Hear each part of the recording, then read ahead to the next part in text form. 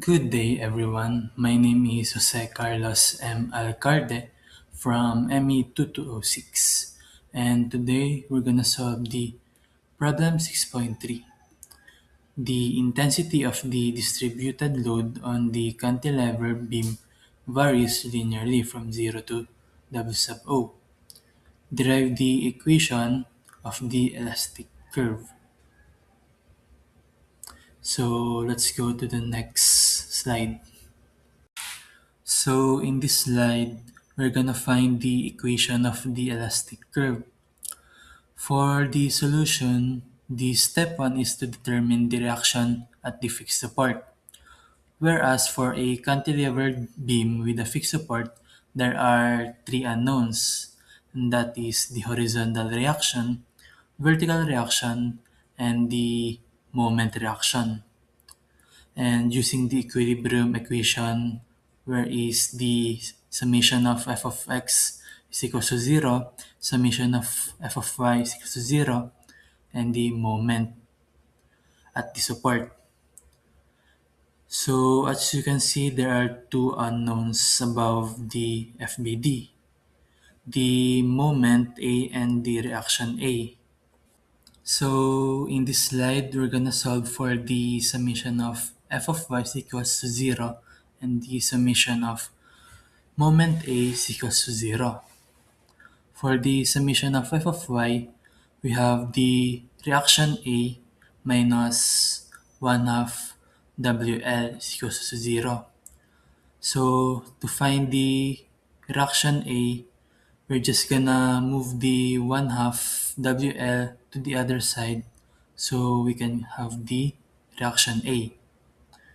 And for the summation of moment A, we have the negative moment A minus WL over 2 and the distance of 2L over 3 is equals to 0.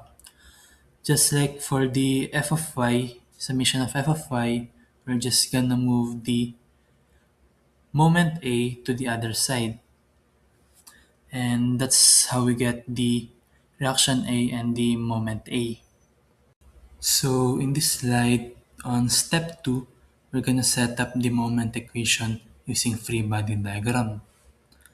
There are three main methods for finding deflection. That is the moment area, conjugate beam, and the double integration method. But in this problem, we'll be using the double integration method because after finding the reactions, we must come up with the moment equation that is considers all the forces present in the beam.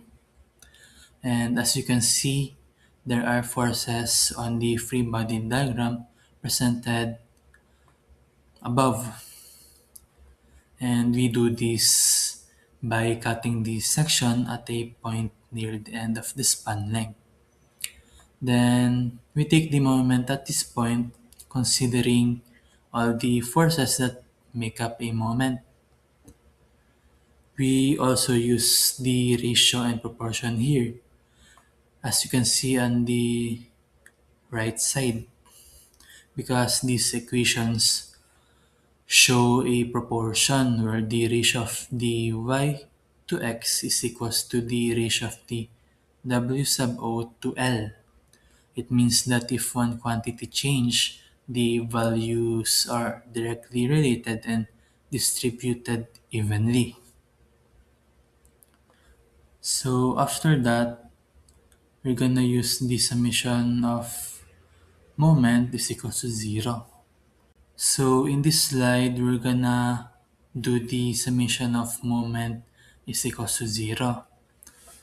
Whereas the 1/3 WL squared minus 1 half WLX plus W sub OX squared over 2L times the distance x over 3 plus the moment is equals to 0. So what we're gonna do is just gonna move the long equation and itira lang yung moment.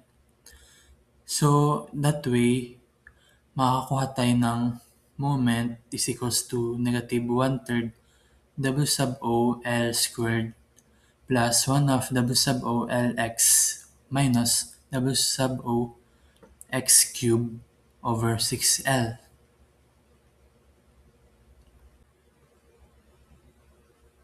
So in this slide, the step 3 is first find the first integration, finding the slope equation. Then next is the second integration, finding the deflection equation. As you can notice, the moment from the other slide became E times I y double prime, where E is the modulus of elasticity and I is the moment of inertia. And now that we have the moment equation, we can now proceed to the double integration. And the goal is to come up with an equation for y, because as y represents the deflection of the beam, and notice that for the cantilever beam, the slope at the support x is equal to 0. So using this condition, we can find the value for C1.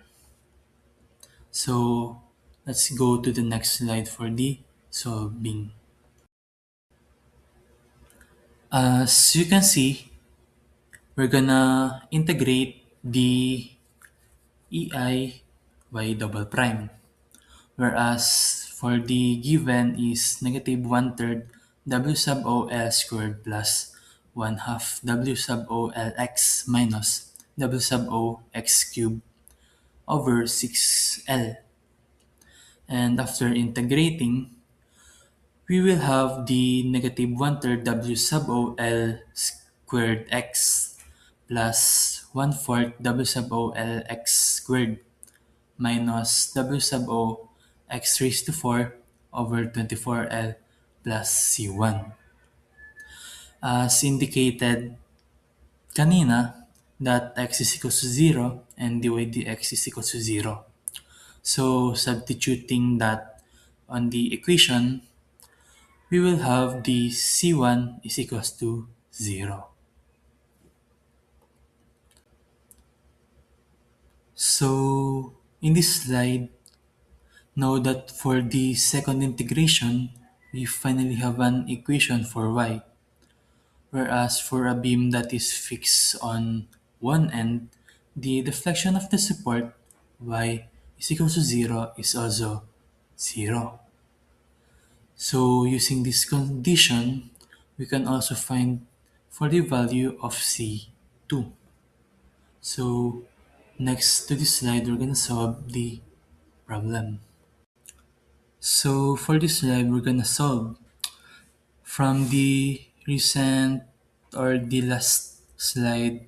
We find the first integration, and for this, we're gonna use the first integration on finding the second integration, or the finding the deflection. So for the first integration, we have the negative 1/3 W sub O L squared x plus 1/4 W sub O L x squared minus W sub O x raised to 4 over 24L. We can ignore the C1 because we have the C1 from the last slide.